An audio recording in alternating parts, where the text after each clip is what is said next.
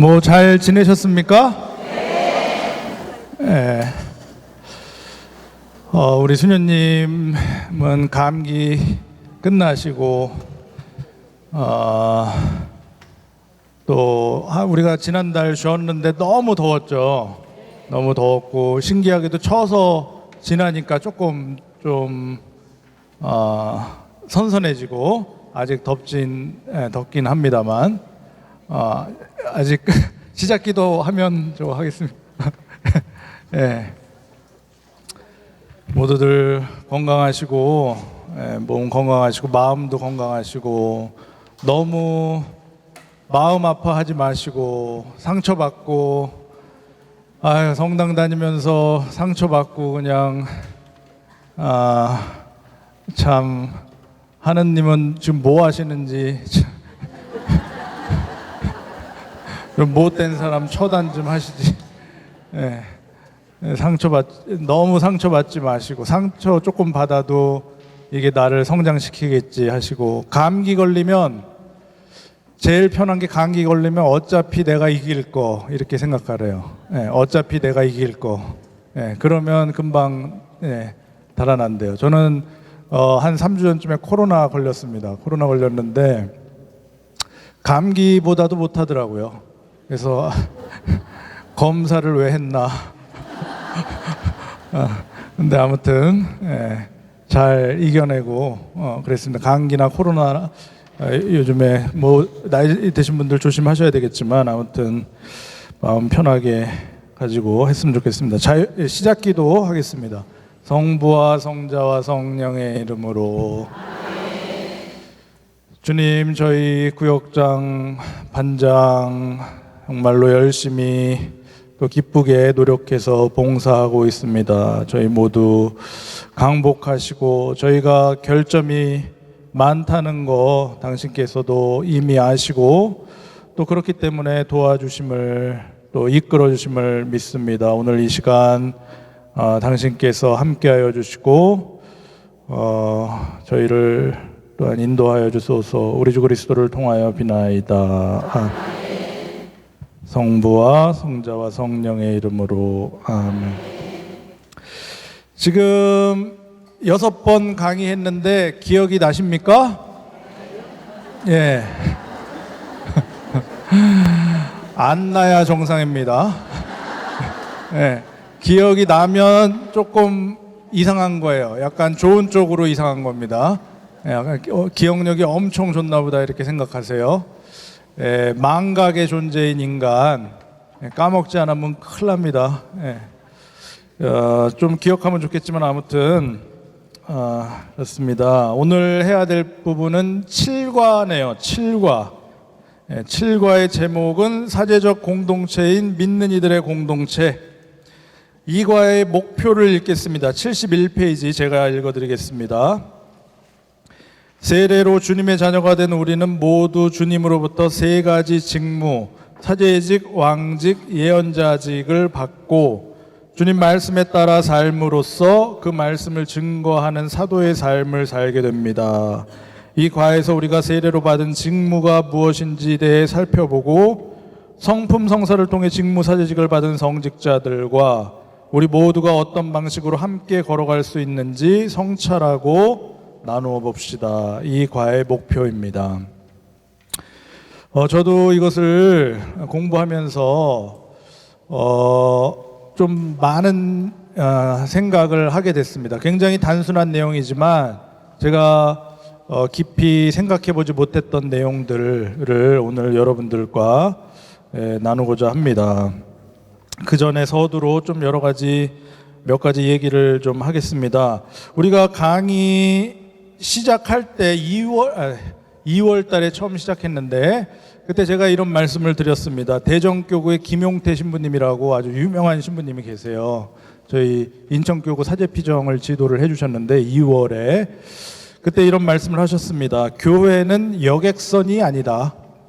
교회는 여객선이 아니라 어선이다.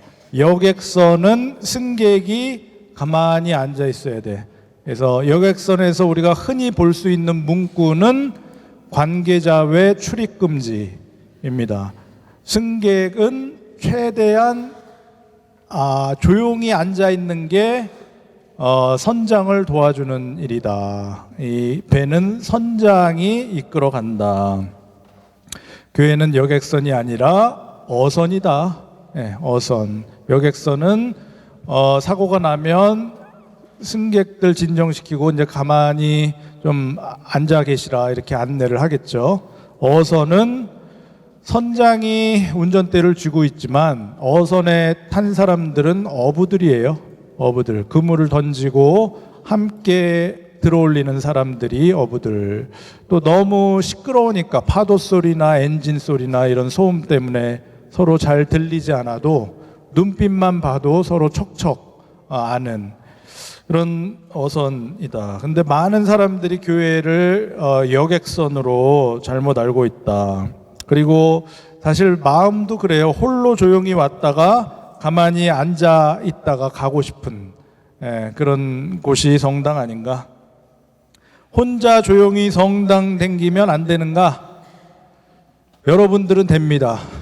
여러분들은 구역장 반장 하셨기 때문에 좀 쉬어도 돼. 좀 쉬어도 돼요. 이번에 신년 교례회 할 때 아무리 신부님들이 오래오래 해달라 그래도 쉬고 싶은 분들은 쉬세요. 상처받았으면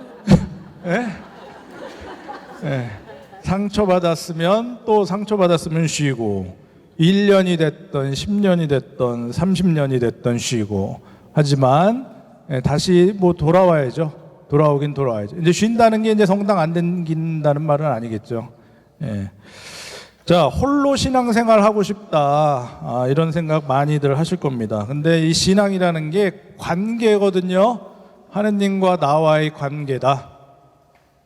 하느님과 나와의 관계가 신앙입니다. 근데 내가 관계가 좋은지 나쁜지 어떻게 알아요? 내가 연인이 있는데, 애인이 있는데 이 사람하고 나하고 관계가 좋은지 나쁜지 어떻게 알아요? 뭐 이렇게 뭐 선물을 주고받든지 뭐 고백을 하든지 뭐 이런 뭐 썸 타는 게 있잖아요. 관계가 좋은지 나쁜지. 내가 하느님과의 올바른 관계를 가지고 있는 줄 어찌 아는가? 하느님과의 올바른 관계는 사람들을 통해서 드러납니다. 이게 확실합니다, 여러분. 내가 하느님과의 관계가 좋은가 그런가는 내가 사람들과 어떤 관계를 맺고 있느냐 거기에 따라서 달려 있습니다. 어떤 사람은 환경보호를 위해서 진짜 열심히 노력해요. 멸종 위기종을 찾아다니고 자기 시간 내고 자기 돈 들어가면서 헌신적으로 노력합니다. 하지만 자기 가족과 이웃에게는, 인간에게는 철저하게 무관심하고 차갑기 그지없다. 이런 동물만 사랑하고 식물만 가꾸는 사람들이 올바른 인간, 사람이라고 할 수 없습니다. 어떤 사람은 성당에서 교회의 법, 전례, 윤리 이런 것에 철저합니다. 기도도 그렇게 열심히 할 수가 없어. 항상 성당에 앉아 있어. 하지만 그 엄격한 자기 기준, 가치관을 사람들, 타인한테도 적용하더라. 그래서 좀 상처 주는, 인격적인 모독을 주거나 그 사람만 있으면 평화가 깨지는 그런 현상들도 있습니다. 내가 하느님과 올바른 관계를 가지고 있는 것은 사람들을 통해서 드러난다. 이 인간관계가 이 하느님과의 관계에 대한 신앙의 지표가 된다. 위에 방금 말씀드린 사람들은 올바른 신앙인들이 아니다. 스스로 열심한 참된 신앙인이라고 생각할 수 있지만 이 동료 신앙인들과의 관계에 비추어 볼 때 하느님과의 관계에도 어긋난 사람이다. 그래서 하느님과의 관계는 사람을 통해서 드러난다. 혼자 조용히 성당 다니며 신앙생활 하겠다는 거, 이것은 하느님을 잘 모르고 살겠다 하는 것과 마찬가지입니다. 또 세상과 접촉하지 않고 무균 상태로 깨끗하게 살겠다. 요겁니다. 무균 상태, 요거 굉장히 이상적이지만 불가능할 뿐만 아니라 무익해. 면역력 없는 신체를 가지게 된다. 면역력 없는 허약한 영혼을 가지게 된다. 10년 전에 SBS에서 99.9% 살균의 함정이다. 요거 유튜브에서 한번 찾아보세요. 이런 다큐멘터리가 있었습니다. 우리나라 엄마들이 아이들이 너무나 도시에 사는데 아토피나 알레르기가 너무 많아서 고심 끝에 세척하고 살균 소독하고 이렇게 산다는 거예요. 근데 이제 상대적으로 독일 아이들을 비춰주는데 독일 숲 유치원이라고 있어요. 숲 유치원. 거기 애들이 숲으로 데리고 가서 뛰어놀게 해요. 예. 그러니까 흙도 만지고, 근데 도시락도 손도 안 닦고 먹게 해. 예. 이 병균에 대한 저항력을 키운다고. 너무 자주 씻어서 세균을 없애버리면 오히려 자연에서 손을 조금 더럽혔을 때보다 더 쉽게 병을 얻는다. 외부 병균에 노출되는 것이 신체에도 좋다. 그래서 겉옷도 더러워졌어도 솔로 털고 말려서 며칠 더 입고 빨더라. 이 독일 소아과 어떤 박사님이 동독과 서독 통일되고 나서 어린이들을 비교했어요. 동독이 상대적으로 경제적으로 굉장히 낙후하고 가난했어요. 근데 가난하니까 이제 더러운 환경에 노출됐다고 생각을 해서 이 신체를 검사를 했는데 동독에서 오히려 어린이 천식 알레르기 환자가 상대적으로 굉장히 적더라. 서독이 동독보다 천식이 10배, 알레르기가 4배 많더라.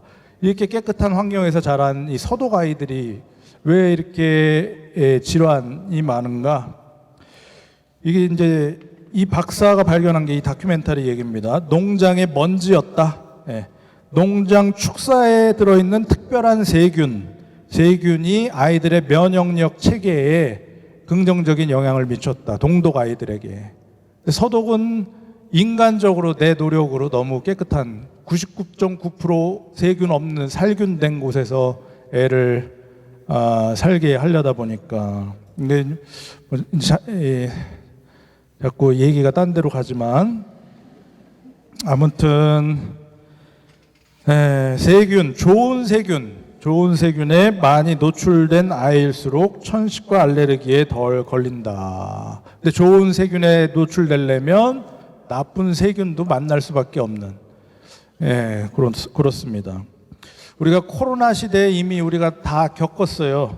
다 연결되어 있다. 네가 아프니까 나도 아프더라. 아무리 혼자 마스크 쓰고 다녀도, 아무리 혼자 격리되어서 생활해도 어차피 다 걸리더라. 공동체다. 우리가 사는 곳, 환경 자체가 공동체다. 따로 살 수가 없다. 나쁜 세균 안 만나려고 애쓰다 보면 좋은 세균까지 안 만나게 되고, 그러다 보면 면역력도 떨어지게 된다. 자, 교회는 공동체입니다. 예수님이 공동체, 가톨릭 교회를 세웠다 이렇게 말할 수는 없지만 믿는 사람들의 공동체를 세우셨어요. 파견할 때에도 둘씩 짝지어 파견했더라. 혼자 신앙생활 하면 편하지만 둘씩 짝지어서 파견했더라. 바오로도 바르나바와 선교 여행을 다니더라. 다니다가 엄청 싸웠더라. 그래서 갈라섰다. 이런 내용이 있습니다. 사도행전에. 그래서 신앙은 이 하느님과의 관계다. 그리고 사람과의 관계를 전제로 한다. 삼위일체 하느님의 뜻이 뭐냐면 관계라는 거예요. 사랑의 관계. 그래서 하느님 모상대로 창조된 인간도 사랑의 관계를 필요로 한다. 하느님을 닮았기 때문에. 우리가 세례 나중에 받으신 분들, 어쨌든 세례 받기 위해서 공동체 안에 들어오기 위해서 다른 사람의 도움을 필요로 해요. 성인 예비자를 예로 들면 예비자 모집 안내부터 시작해서 모집하면 이제 들어와서 교리를 받죠. 그러면 우리 본당은 교리 선생님들, 봉사자들이 계십니다. 이 교리교사의 가르침을 받고 또 세례까지 6개월을 받죠. 그리고 세례 후 첫 고회까지 인도를 받습니다. 다른 이들의 도움으로 신앙이 또 성장하게 됩니다. 공동체가 나의 신앙을 보증하는 거예요. 대부, 대녀, 대모. 공동체가 내 신앙을 보증하는 겁니다. 그러니까 우리가 신앙생활 처음 할 때부터 빚을 진 시작을 한다는 얘기예요. 빚져서 신앙생활을 처음 시작한다. 이 빚은 다른 사람들을 통해서 갚게 된다. 그래서 신앙에는 공동체 안에서 사람들, 이웃들의 도움과 사랑 마음으로 성장을 합니다. 때때로 이제 상처도 받고, 또 상처를 받으면 이제 단단해져. 줄기가 굵어진다. 줄기가 굵어지는 이유는 더 높이 올라가기 위해서, 더 높이 커지기 위해서. 대나무도 줄기가 굵어져야 위로 뻗을 수가 있더라. 그래서 세상에서 누구보다 시련을 당하신 예수님을 믿으면서 시련이 없기를 기대하지 말라. 뭐 제가 구반장 교육 때 여러 번 했는데 기억나시나요? 기억 안 나도 됩니다. 보통 사람인가 보다 하세요. 세상에서 누구보다 사람을 사랑하시고 사람을 찾아 나서신 예수님을 믿으면서 혼자 신앙생활을 하려 하지 말라. 어쩌면 그것은 신앙생활이 아니라 자기 만족일 수 있다. 자기 만족일 수 있다. 그래서 신앙은 공동체를 통해서 건강하게 성장한다는 것입니다. 이런 내용들, 비슷한 내용들 제가 지금까지 여러 번 말씀을 드렸습니다. 자, 61페이지를 한번 볼까요? 61페이지.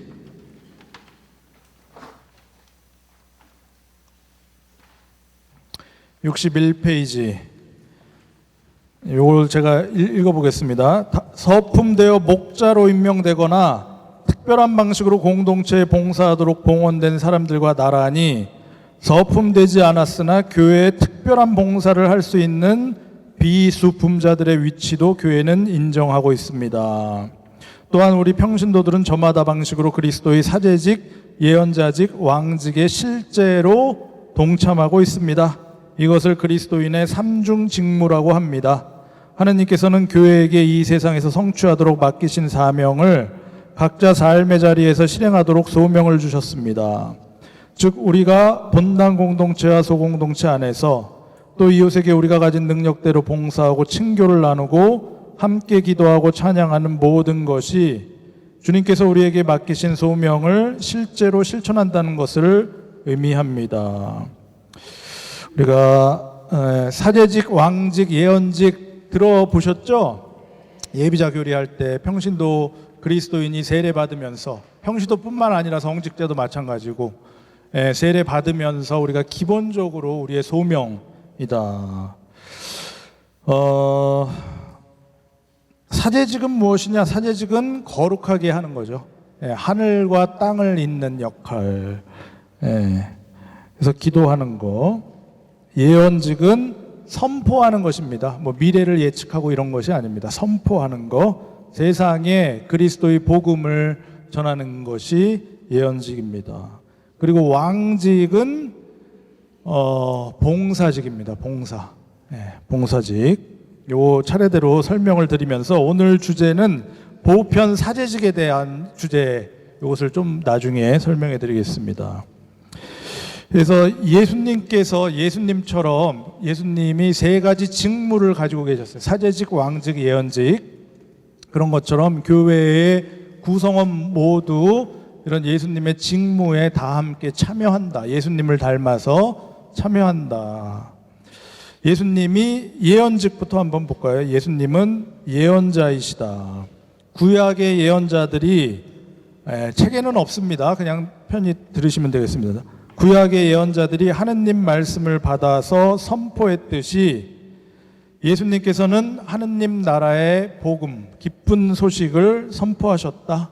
그리고 사람들에게 하느님의 마음, 하느님의 사랑, 하느님의 뜻을 전해주셨다. 그래서 교회도 복음을 선포한다. 교회라고 했을 때 어떤 단체가 하나보다 이게 아니라 나도 교회의 일원입니다. 그래서 우리 모두가 그리스도의 예언직을 수행하더라.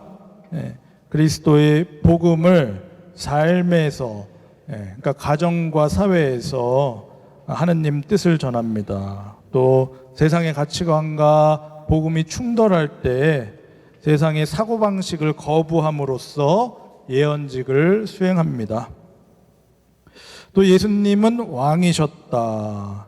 네, 예수님의 왕은 세상의 왕과는 다릅니다. 왕관부터 달라요. 왕관. 예수님의 왕관은 가시관이었습니다.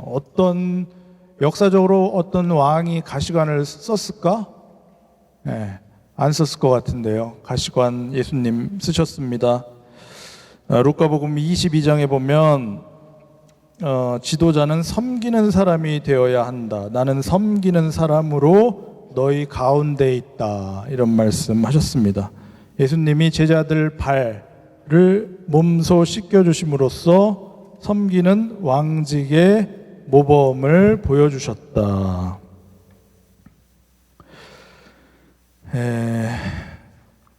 제가 본당 신부 하다 보니까 받는데 너무 익숙해져서 성김도 받고 뭐도 이렇게 선물도 받고 쉬는 시간에 내려갔더니 차도 받고 과일도 받고 또 오늘 선물도 받고 그랬습니다. 이 왕직 좀 잘 하라고 이런 선물을 주셨는데 얼굴 다 까먹었어요. 주신 분들 얼굴 다 까먹었어요. 어쩔 수 없습니다. 제가 또 이렇게 기도할 때 기억하겠습니다. 또 예수님은 사제이셨다. 구약의 사제들은 소나 양 같은 봉헌물 제단에 바침으로써 사제직 수행했지만 예수님께서는 당신 친히 십자가의 희생제물로 바치셨다. 그래서 화해의 제물이 되시고 이 대사제, 사제 중에 사제가 되셨다. 또 교회도 마찬가지로 그리스도의 사제직을 수행합니다. 성품 성사를 받은 사제들, 특별히 직무 사제직이라고 합니다. 직무 사제직. 미사 성제를 비롯해서 성사들을 거행한다. 그래서 신자들을 거룩하게 하는 게 성품 성사를 받은 이 사제들의 역할입니다. 하느님 백성의 대다수인 평신도들은 어떠하냐? 평신도들. 평신도 그리스도인이라는 책이 있습니다. 평신도 그리스도인.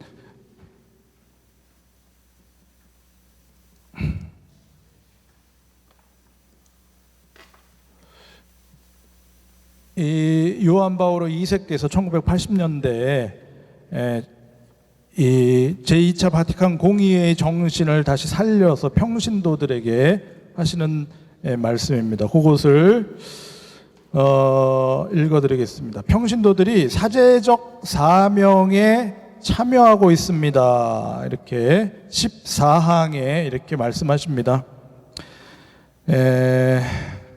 세례받은 사람들은 자신과 일상생활을 바치는 봉헌 안에서 예수 그리스도와 그분의 희생제사에 결합됩니다.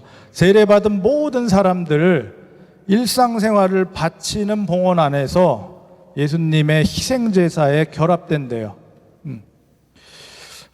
그래서 이렇게 말씀하십니다. 공의의 문헌을 이용해서 그들의 모든 일, 평신도들의 모든 일, 기도, 사도직 활동, 부부생활, 가정생활, 일상노동, 심신의 휴식은 성령 안에서 그 모든 일을 하고 더욱이 삶의 괴로움을 꿋꿋이 견뎌낸다면 예수 그리스도를 통하여 하느님께서 기쁘게 받으실 영적인 제물이 되고 성찬예 거행 때 주님의 몸과 함께 정성되이 하느님 아버지께 봉헌됩니다. 그러니까 일상의 모든 것들이 영적인 제물이 된다. 그리고 성찬예 거행 때, 미사 때 주님의 몸과 함께 정성되이 하느님께 봉헌된다. 일상의 모든 영적인 제물들이 미사 때 예수님과 함께 봉헌된다. 이거 알고 계셨습니까? 예. 평신도 그리스도인 14항에 살아계신 하느님 아드님께서는 우리를 사제들의 나라에 살게 하시고자 세상에 오셨습니다. 예수님이 왜 세상에 왔냐? 사제들의 나라에 살게 하시고자 세상에 왔다. 우리 모두가 사제라는 겁니다. 그래서 오늘 7과 제목이 사제적 공동체인 믿는 이들의 공동체다. 저는 이제 직무 사제직을 맡은 사람들이고, 저를 제외한 여러분들은 보편 사제직을 맡은 사람들이다. 요한 바오로 2세께서 이렇게 말씀하십니다. 평신도 그리스도인 14항에서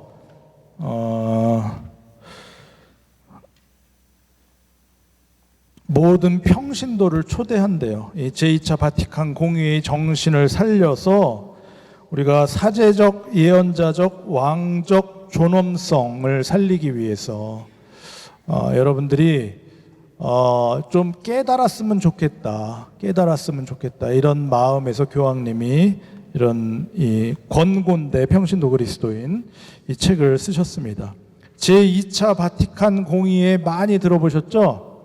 이 시노달리타스 이것도 사실 제2차 바티칸 공의회의 정신을 다시 새롭게 하기 위한 그런 작업입니다. 이미 1962년도부터 65년도까지 4년에 걸쳐서 이 공의회가 일어났는데 50년이 지났는데도 이 정신이 확실하게 이렇게 펼쳐지지를 못했다. 이게 제2차 바티칸 공의회가 교회 역사에서 21번째 공의회예요. 21번째 공의회. 제1차 공의회는 서기 325년에 니케아 공의회입니다. 그 이후로 21번째 공의회가 제2차 바티칸 공의회 1960년대 때 이 공의회가 전 세계의 주교님들의 회의예요. 교부들의 회의. 제2차 바티칸 공의회는 가톨릭 신학자들 뿐만 아니라 개신교 신학자들도 다 초대를 했어요. 같이 다른 교회 신학자들도 성직자들도 초대를 했습니다. 지금까지 이전의 공의회들은 다 정통과 이단 이런 거 가르고 제재하고 단죄하고 처벌한다 뭐 이런 내용들 많이 있었습니다. 근데 이 21번째인 이 제2차 바티칸 공의회는 성격이 달랐어요. 단죄한다, 뭐 이것은 이단이다 이런 거를 말하지를 않았습니다. 공의의 정신을 한마디로 요약해서 아조르나멘토. 오늘 이거 최대한 많이 쓰네요. 이번 아조르나멘토 이태리 말이래요. 알파벳은 안 쓰겠습니다. 이태리 말. 이게 이제 현대화로 번역이 된대. 현대화. 쇄신과 적응이라는 의미입니다. 교황 요한 23세라는 분이 교황 요한 23세가 이 공의회를 시작을 했어요.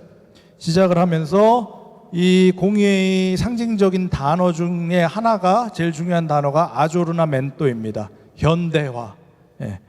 그러니까 세상이 너무나 급속하게 변하는데 교회는 조금 변하지 않은 채로 그대로 있으니까 그래서 이 아조르나멘토를 교황 23세께서 어떻게 표현을 하셨냐면 바깥의 신선한 공기를 방 안에 가득 채우기 위해서 창문을 활짝 열어라 이렇게 표현을 하셨습니다. 교회 창문을 다 열라는 거예요. 공기가 탁해졌으니까 창문을 열어서 신선한 공기가 들어오게 하라. 이게 이 아조르나멘토를 교황님이 말씀하시면서 그런 비유를 사용하셨습니다. 오늘 복음에 보면 새 포도주를 어디에 담아야 된다 그랬어요? 새 부대, 새 포도주를 험 부대에 담지 말아라. 세상은 자꾸 새롭게 바뀌는데 이 부대가 낡으면 안 된다. 교회도 세상에 맞춰서 변화해야 한다. 하지만 어떤 사람들은, 많은 사람들이 묵은 것이 좋다. 오늘 복음 말씀처럼 묵은 것을 계속 움켜쥐고 있는 사람이 있다. 새 포도주를 받았으면 새 부대에 담아야 한다. 그래서 공의회가 교회를 새롭게 이해했어요. 피라미드 형태의 위계적인 질서에서 성직자, 수도자, 평신도가 하느님 자녀로 똑같은 품위를 누린다.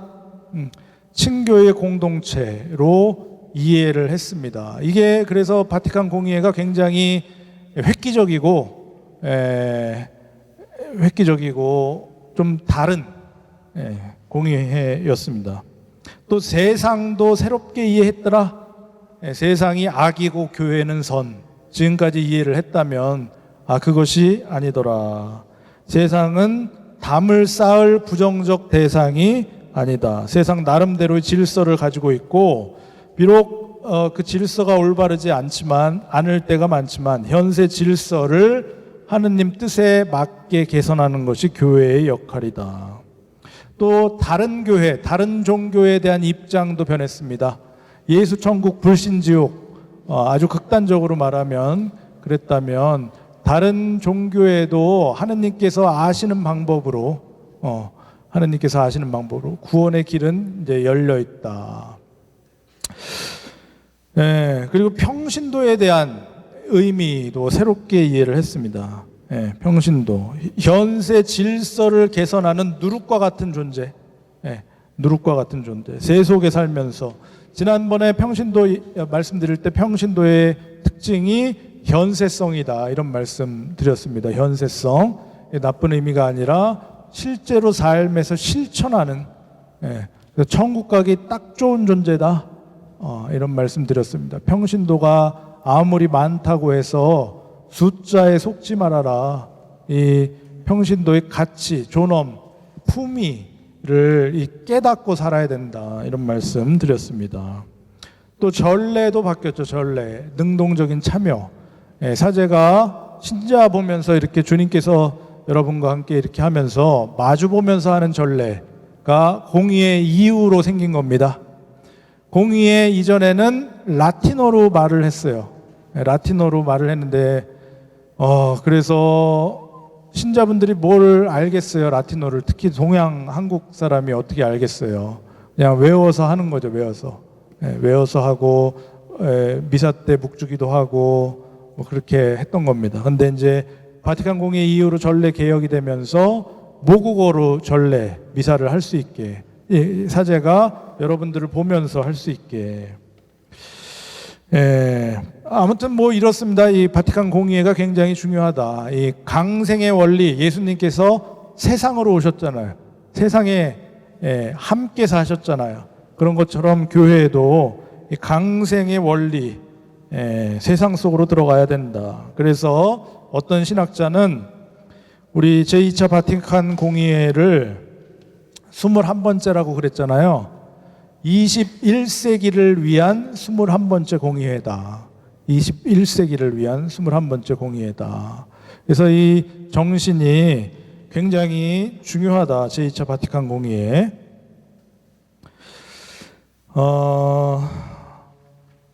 그래서 이 시노달리타스가 이 공의회 정신을 다시 한번 살리는 것입니다. 평신도의 중요성. 이 교회 자체는 위계적인 이 교계 제도, 군대와 같은 교회가 아니라 하느님 백성으로서의 교회다. 그 구성원들이 성직자와 수도자와 평신도가 있다.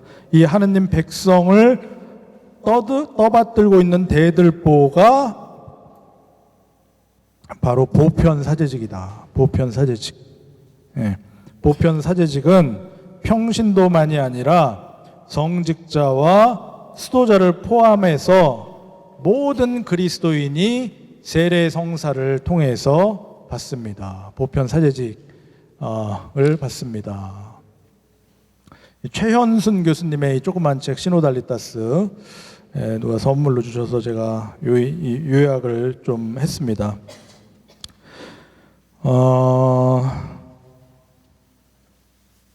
자, 이 사제, 우리가 사제고 예언자고 왕이다. 이 삼중, 그리스도의 삼중 사명을 평신도도 가지고 있다.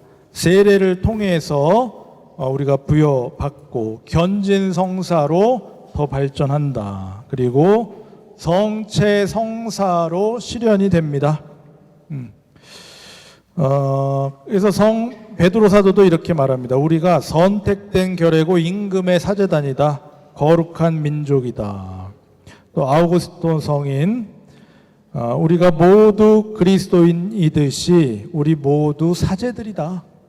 우리 모두 그리스도인이듯이 우리 모두 사제들이다. 평신도 그리스도인 14항에 나옵니다.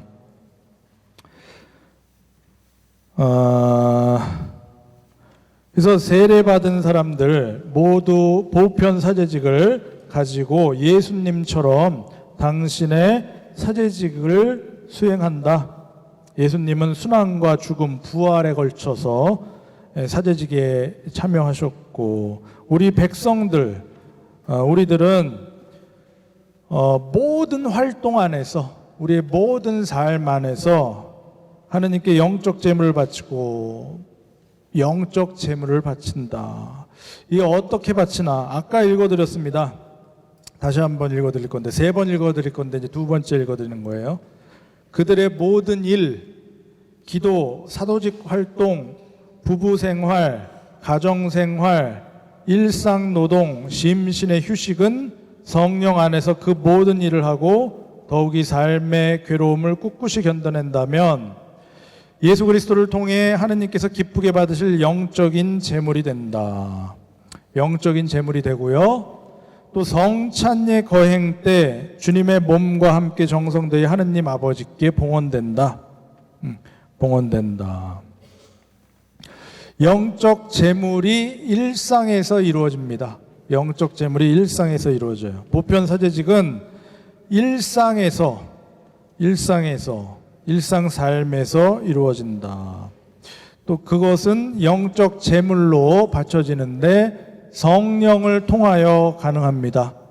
우리가 일상생활에서 모든 이 삶의 행위, 말, 행동 이런 것들이 성령을 통해서 영적 제물로 하느님께 바쳐진다는 의미입니다.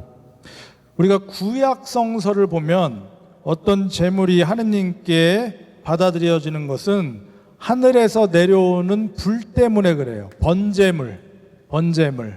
아주 대표적인 예가 열왕기 상권에 나옵니다. 엘리야와 바알의 그 예언자들, 바알의 사제들의 대결입니다.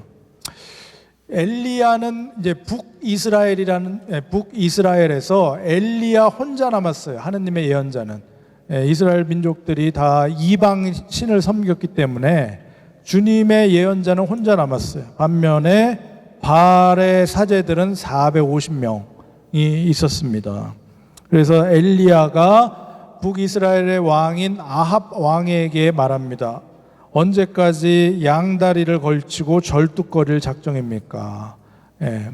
하나만 선택해라. 하느님이냐 바알이냐. 그래서 이 한 명의 주님의 사제와 450명의 바알의 사제가 대결을 해요. 그러니까 황소 한 마리를 잡아서 하느님께서 불로 태우시는 쪽이 참 하느님이다. 그래서 450명의 바알 예언자들이 황소를 이제 반으로 쪼개가지고 이제 제사를 드리는 거죠. 그래서 하늘에서 불이 떨어지기를 아침부터 기도합니다. 오후가 돼서도 안 되니까 자기 몸을 막 이렇게 찌으면서 상처를 내면서 기도를 해도 이게 안 내려와요. 반면에 엘리야는 이 제단을 쌓고 황소를 올려놓고 거기다 물을 4항아리를 번제물과 장작 위에 붓습니다. 4항아리를 붓는 것을 3번을 해요. 물이 흥건했다. 주님의 불길이 내려와서 번제물과 장작과 돌과 먼지를 삼켜버렸다. 이렇게 나옵니다. 열왕기 상권 18장의 내용입니다. 그래서 구약에서 어떤 제물이 하느님께 받아들여질 때처럼 불로 내려왔다. 신약에서 그러한 불은 성령이시다. 불은 성령, 불 모양의 성령. 사도행전 2장에 보면 오순절 성령 강림 이야기가 나옵니다. 교회의 시작, 예수님 부활하신 지 50일 되는 때 오순절이 되었을 때 사도들이 다 한자리에 모여 있었는데 갑자기 하늘에서 불꽃 모양의 혀들이 나타났더라. 그래서 각 사람 위에 내려앉았다.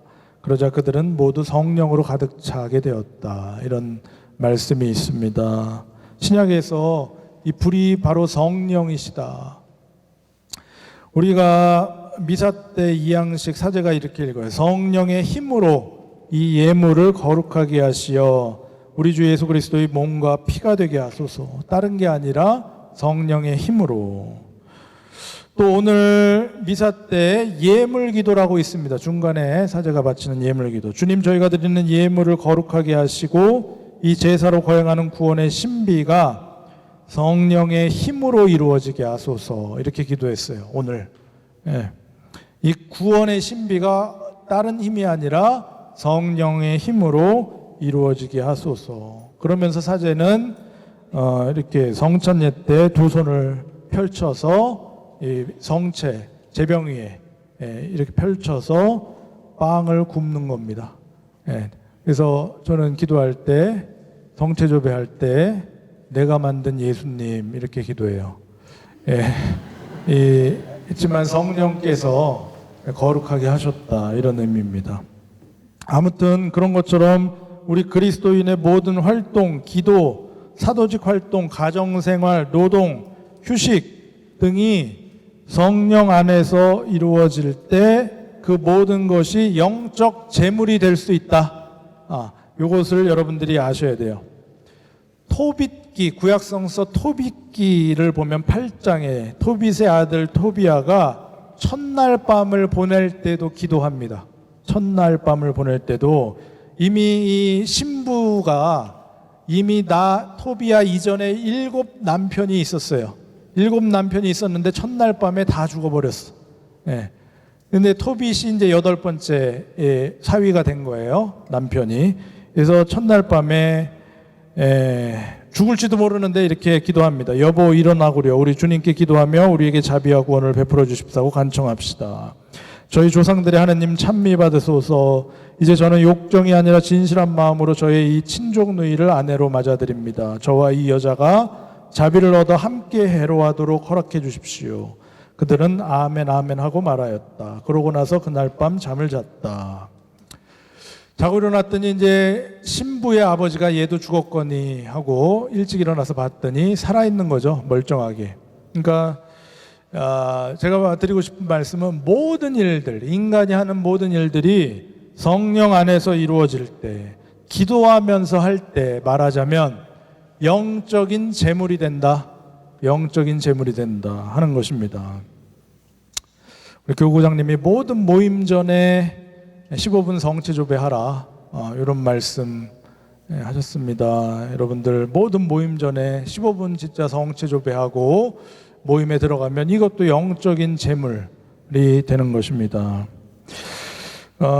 그리고 특히 이 문서에서 삶에서 고통스러운 상황을 성령 안에서 살아낼 때 그것은 하느님께 바치는 탁월한 재물이 된다.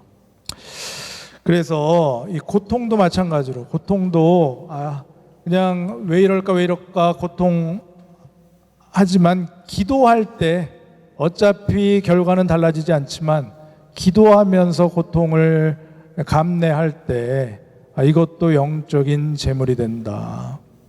저는 심지어 욕할 때도 욕할 때도 저 새끼 진짜 싫습니다 하면서 주님 하면 이게 기도가 되더라. 저 새끼 진짜 꼴도 보기 싫습니다. 주님 도와주십시오. 제가 이래봬도 당신의 자녀입니다.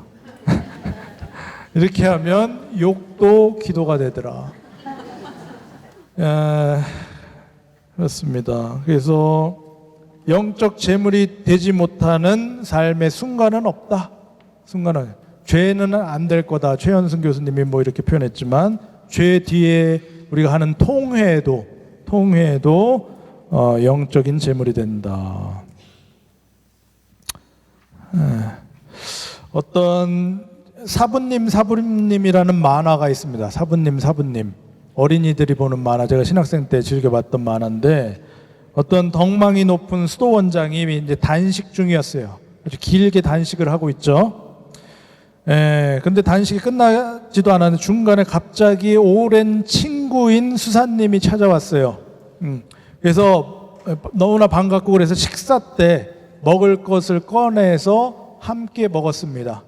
그러니까 이 수도원장의 손님을 맞이한 이 수도원장의 제자 수사가 와서 아이고 스승님 어떡합니까? 단식을 끊어서 어떡합니까? 마음에 방해가 될 텐데 하니까 이 수도원장이 지금 이 상황에서는 단식을 깨는 것이 단식이다.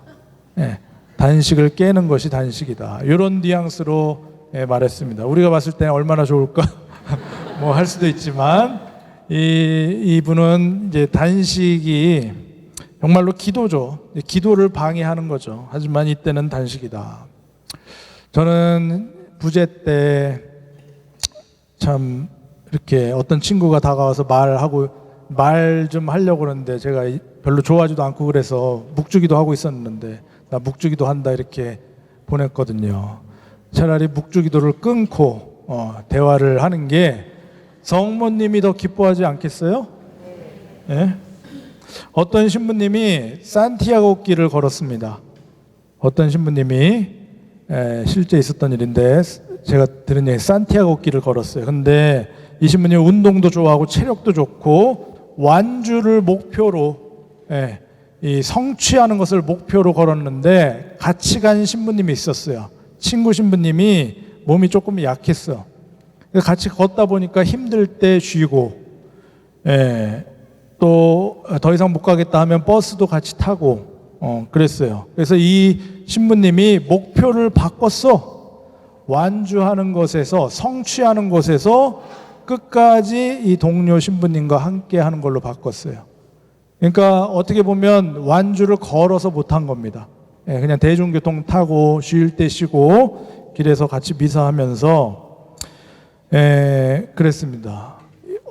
근데 저는 우리가 봤을 때는 진짜로 이것이 진정한 완주다.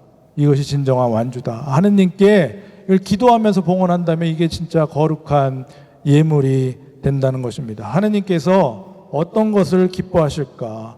이 인간적인 완주, 성취감 이런 개념을 좋아하실까? 아니면 실제적으로 함께 했다는 것을 좋아하실까? 그래서 이 신부님을 함께하는 동행으로 하느님께 그리스도인으로서 우리가 세례 때 받은 이 보편 사제직을 성실하게 수행하신 것입니다. 영적 제물을 드린 것입니다. 그래서 여러분들 일상에서 영적 제물을 바치는 보편 사제다. 심지어 욕할 때도 영적 제물로 바칠 수 있다. 이것을 저도 그렇고 저도 이걸 보면서 정말로 그렇구나 이런 깨달은 바가 있습니다. 여러분들도 이것을 항상 까먹지 말고 살았으면 좋겠습니다. 내가 일상에서 영적 제물을 바치는 보편 사제직을 하고 있구나. 그런데 이 영적 제물은 그리스도 제단 위에서 희생제사와 결합된다, 완성된다. 이 영적 제물은 무슨 말이냐면 미사 때의 성찬예와 결합되어서 완성된다. 그래서 이 보편 사제직과 직무 사제직이 특수한 방법으로 그리스도교의 사제직에 참여한다. 오늘 어려운 말이 많이 나오죠. 근데 이제 제가 쉽게 설명은 잘합니다.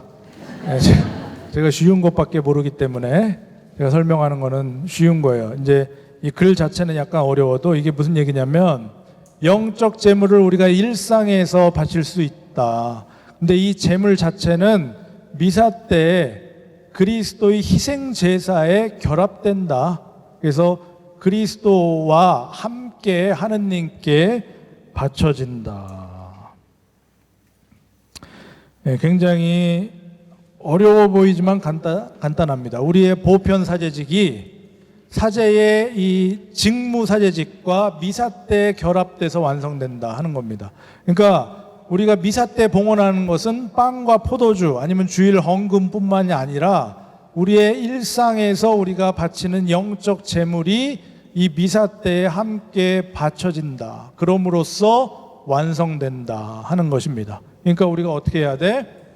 미사 때 일찍 와서 주보만 보고 있지 말고 네, 그동안 내가 영적 제물을 어떤 것을 준비를 했나, 이것을 오늘 미사 때 사제의 손을 통해서 함께 예수님의 희생, 예수님의 몸과 피와 함께 나의 영적 제물도 하느님께 봉헌됩니다. 이런 마음으로 미사를 드리는 것과 이것을 알지 못하고 그냥 이렇게 의무에 참석하는 마음으로 와서 앉아있다 가는 것과는 완전히 천지차이다. 완전히 천지차이다. 그래서 신자들은 사제의 손을 통해서만이 아니라 사제와 함께 희생제물을 봉헌한다. 사제와 함께 희생제물을 봉헌한다. 그래서 직무사제와 저와 보편 사제직은 분리된 것이 아니다. 분리된 것이 아니다. 미사도 공연이 아니잖아요. 제가 공연하고 여러분이 관객이 아니잖아요. 미사도 함께 드리는 것이잖아요. 마찬가지로 신자들이 각자 삶의 자리에서 바치는 희생제사가 제단의 희생제사와 함께 하느님께 봉헌됨으로써 이 사제직 수행이 정점에 도달한다. 그리고 여기서 끝나는 것도 아닙니다. 미사에서 끝나는 것도 아니고 미사 끝날 때 다시금 성체성사는 다시금 신자들을 파견하더라. 파견하더라. 그래서 이 현세성을 가진 평신도들 실천을 진짜로 하는 천국 가기 딱 좋은 이 평신도들이 삶에서 실존적인 진짜 희생제사, 영적인 제물을 바치도록 힘을 얻는다, 고무된다, 그리고 파견된다. 그러니까 미사를 통해서 함께 모아지고 미사를 통해서 다시 파견되고 또 삶에서 영적 제물을 바치면서 미사를 통해서 다시 모아드리면서 하느님께 봉헌되고 미사를 통해서 다시 파견되더라. 그래서 직무사제직과 보편사제직이 별개의 것이 아니다. 아시겠습니까? 아우구스티노 성인이 주교로 선출되면서 보편사제직과 직무사제직에 대해서 이런 말을 했습니다. 주교예요. 제가 아우구스티노 성인이에요. 저를 한번 보시면 제가 아우구스티노라면 제가 이제 주교로 뽑혔는데 이런 말을 했습니다. 제가 여러분을 위하여 있다는 사실이 저를 두렵게 하지만 제가 여러분과 함께 있다는 사실은 저를 위로해 줍니다. 실제로 여러분을 위하여 저는 주교이지만 여러분과 함께 저는 그리스도인입니다. 여러분과 함께 저는 그리스도인입니다. 전자는 직무의 이름이며 주교는 직무의 이름이며 후자는 은총의 이름입니다. 전자는 위험한 이름이지만 후자는 구원의 이름입니다. 저에게 가장 큰 기쁨이 되는 것은 제가 여러분과 함께 구원된 존재라는 사실이지 제가 여러분의 우두머리로 뽑혀 세워졌다는 사실이 아닙니다. 보편사제직과 직무사제직은 이가 서로 맞물려 돌아가는 톱니바퀴와 같다. 어느 쪽이든 균형을 잃어서는 안 된다. 이것이 완성된 교회의 모습이다. 그래서 오늘 강의는 길었지만 특별한 게 없습니다. 예, 특별한 게 없어요. 일상에서 영적 재물을 바친다. 예, 그것을 가지고 우리가 미사 때 그리스도의 몸과 함께 하느님께 봉헌된다. 그리고 다시 파견된다. 그래서 이 평신도 그리스도인 우리가 보편사제직을 가지고 있다 하는 거 절대로 잊어서는 안 된다. 미운 오리 새끼가 되어서는 안 된다. 미운 오리 새끼, 자기 가치를 알지 못하는, 내가 혹시 미운 오리 새끼 아닐까? 세상 사람인 줄 알았는데 그냥 평범한 그냥 관객인 줄 알았는데, 거룩한 사제직은 나와 상관없는 줄 알았는데, 하지만 나는 오리 새끼가 아니다. 하느님께 속한 사람이고 세상의 자녀가 아닌, 오리가 아닌 백조다. 하느님의 자녀다. 세상 속에서 그리스도와 같은 왕이고 예언자이며 사제이다. 이것을 알고 계셨으면 좋겠습니다. 저도 다시 한번 아주 생각하게 되었습니다. 우리 집 개, 우리 집 개 있어요. 개. 우리 부모님이 참깨, 이름이 참깨인데 그 전 개 이름이 또랑인데, 또랑이라고 부모님이 부르시는데 저는 참깨라고 하는데, 똥개입니다. 똥개. 둔내 성당에서 우리 부모님이 둔내 성당에서 미사 끝나고 새끼들 가져가라고 상자에 담아놓은 것 중에 한 마리를 가져오셨어요. 5년 전에. 얘가 이제 평창에서 살고 있는데 특별히 하는 게 없어요. 자고 밭일 할 때 옆에서 엎드려 있다가 엄마가 돌골로다가 던지면 그냥 불이 나게 쫓아가고, 우체비 오면 짖고, 풀 뜯고, 물어 잡아당기려고 하고, 잔디밭에 똥 오줌 싸서 잔디가 노랗게 죽고. 얘가 그래도 역할이 있어요. 집도 못 지켜요. 집도 고양이 오면 도망갑니다. 멧돼지도 많아요. 거기에 산기슭이라. 멧돼지 큰 거 한번 덫에 걸린 거 봤는데 너무 깜짝 놀랐습니다. 차 타고 차 안에서 봤는데. 근데 멧돼지 앞에서 주인을 보호하겠어요? 이 조그만 놈이 그냥 먼저 도망가지. 그래도 두 분 부모님께서는 없어서는 안 될 존재다. 사는 낙이 되어준다. 식구가 되어줍니다. 식구.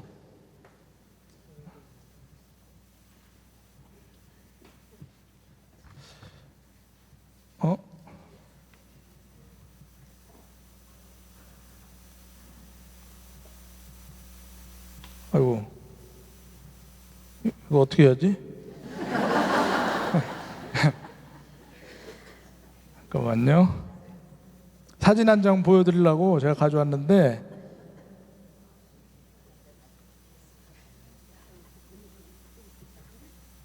아이고,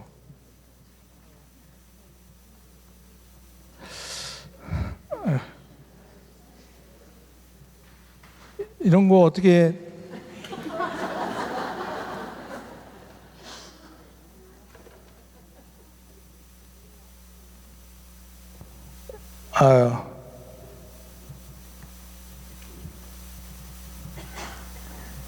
아까 다 연습했는데 2번씩 해봤는데, 제가 이렇습니다.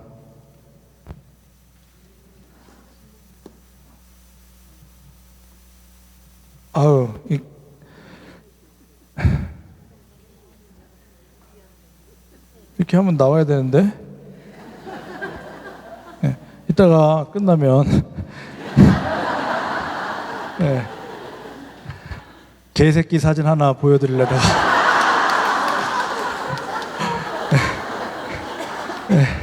처음으로 사진 한 장이 개새끼 사진 한 장 보내드리려다가 이렇게 됐습니다. 이 조그만 똥강아지인데, 멍멍이의 존재가 두 노인 삶에 없어서는 안 될 의미 깊은 존재. 이 작은 가정 공동체에 이 멍멍이의 역할과 사명이 있어요. 이 참깨가 그걸 알까? 이 과의 목표는 우리가 그걸 아는 겁니다. 하느님께 우리가 얼마나 중요한 역할을 하고 있는지, 삼위일체이신 하느님께 우리가 인간 교회 공동체에서 각자 맡은 역할이 얼마나 중요한지, 의미 있는지. 이 멍멍이는 모르고 살아도 상관없어. 왜냐하면 주인이 다 알고 있으니까. 근데 인간 역시 모르고 살아도 하느님은 잘 알고 계신다.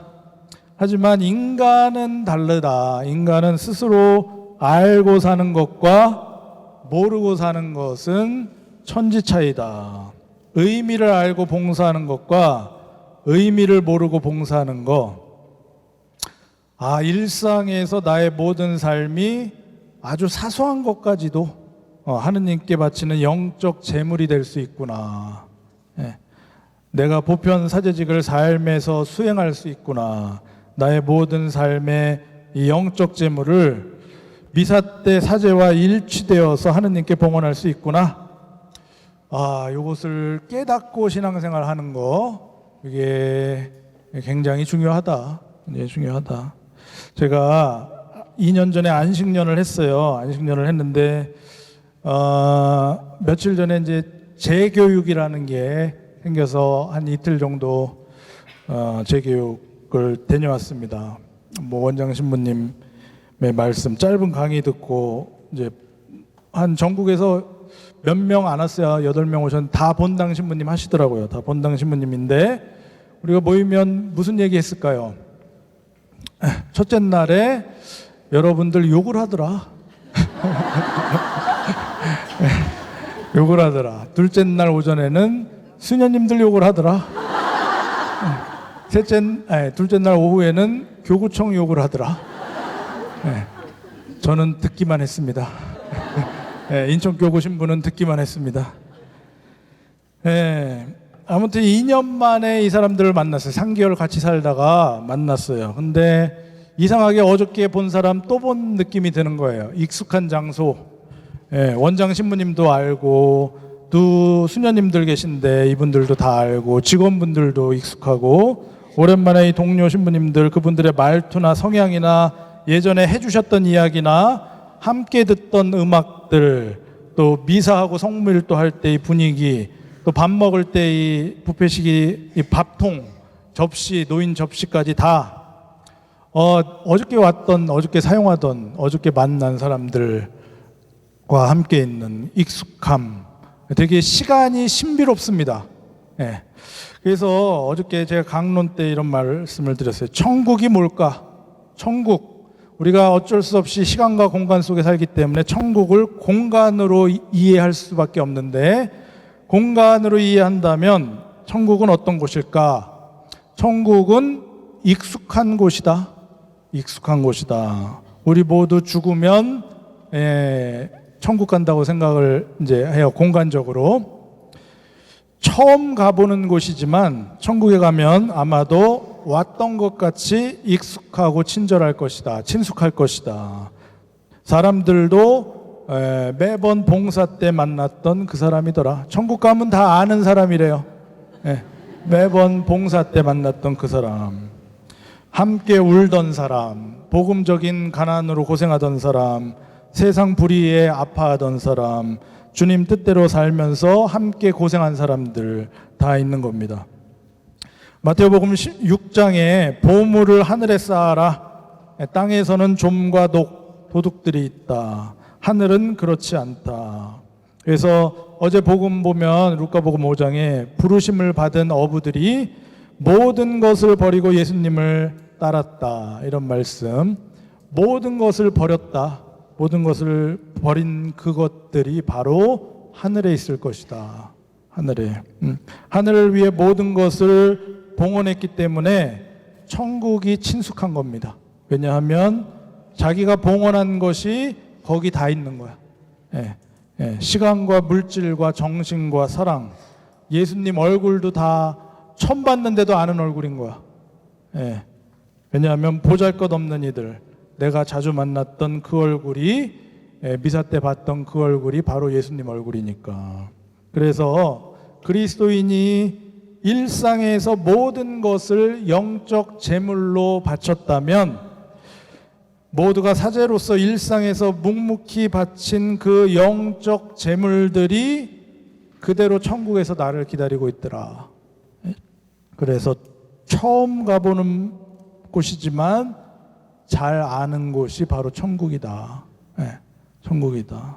그래서 천국이 두렵지가 않은 익숙한 곳이다. 사제직이 하늘과 땅을 잇는 직분이다. 보편 사제직이. 그래서 아까의 글 세 번째 읽어드리겠습니다. 그들의 모든 일, 기도, 사도직 활동, 부부생활, 가정생활, 일상노동, 심신의 휴식은 성령 안에서 그 모든 일을 하고 더욱이 삶의 괴로움을 꿋꿋이 견뎌낸다면 예수 그리스도를 통하여 하느님께서 기쁘게 받으실 영적인 제물이 되고 성찬리의 거행 때 주님의 몸과 함께 정성되이 하느님 아버지께 봉헌된다. 또한 이와 같이 평신도들은 어디서나 거룩하게 살아가는 경배자로서 바로 이 세상을 하느님께 봉헌한다. 예, 아시겠습니까? 네. 까먹지 마세요. 요거는 까먹지 말고 평생 까먹지 말고 사시기 바랍니다. 오늘 여기까지 하고 마침 기도 3종 기도 하겠습니다. 성부와 성자와 성령의 이름으로. 주님의 천사가 마리아께 아뢰니 은총이 가득하신 마리아는 기뻐하소서. 주님께서 함께 계시니 여인 중에 복되시며 태중의 아들 예수님 또한 복되시나이다.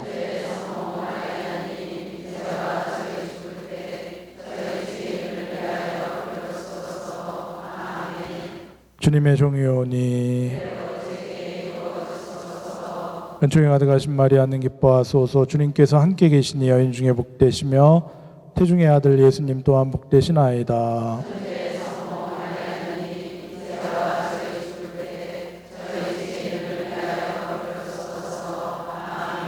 이에 말씀이 사람이 되시어 은총이 가득하신 마리아는 기뻐하소서. 주님께서 함께 계시니 여인 중에 복되시며 태중의 아들 예수님 또한 복되시나이다.